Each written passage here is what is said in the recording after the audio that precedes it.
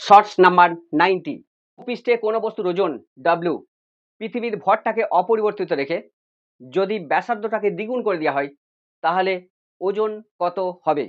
ঠিক আছে, এফ সমান কত না G/m/r²। এটা হচ্ছে নিউটনের মহাকর্ষ সূত্রের ম্যাথমেটিক্যাল ইকুয়েশন। আবার নিউটনের দ্বিতীয় সূত্র থেকে আমরা যেটা পাই সেটা হচ্ছে এফ সমান কত mg। এই দুটো সমীকরণকে যদি অ্যাডজাস্ট করি তাহলে কি পাই? g মানে অভিকর্ষ ত্বরণ, সেটা সমান কত G/m/r², যেখানে ক্যাপিটাল G হচ্ছে মহাকর্ষীয় ধ্রুবক আর ক্যাপিটাল M হচ্ছে পৃথিবীর ভর আর r হচ্ছে পৃথিবীর ব্যাসার্ধ। এই ফর্মুলাটাকে কাজে লাগিয়ে অঙ্কটা আমি করছি। দেখো, প্রথম যেটা পেলাম সেটা হচ্ছে g সমান কত G/m/r², 1 নম্বর সমীকরণ। 2 নম্বর সমীকরণ, ব্যাসার্ধটাকে যদি দ্বিগুণ করে দেওয়া হয় তাহলে অভিকর্ষ ত্বরণ কত হবে? ধরি জি ডট হবে। তাহলে জি ডট সমান কত Gm/r এর পরিবর্তে কি লিখবো 2r তার হোল স্কয়ার। তাহলে জি ডট সমান কত Gm/4r²। এখন g/g ডট এটা করলাম, তাহলে g/g ডট সমান কত?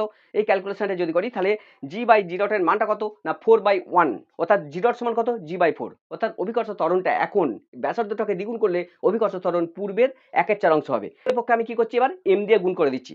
তাহলে জি ডট সমান g/4, তাহলে m দিয়ে যদি উভয় পক্ষে গুণ করে দিই তাহলে m g ডট সমান কত mg/4। আবার আমরা জানি কোন বস্তুর ওজন w সমান কত m ইন্টু জি। তাহলে m g ডটের পরিবর্তে লিখছি w ডট আর mg এর পরিবর্তে লিখছি w।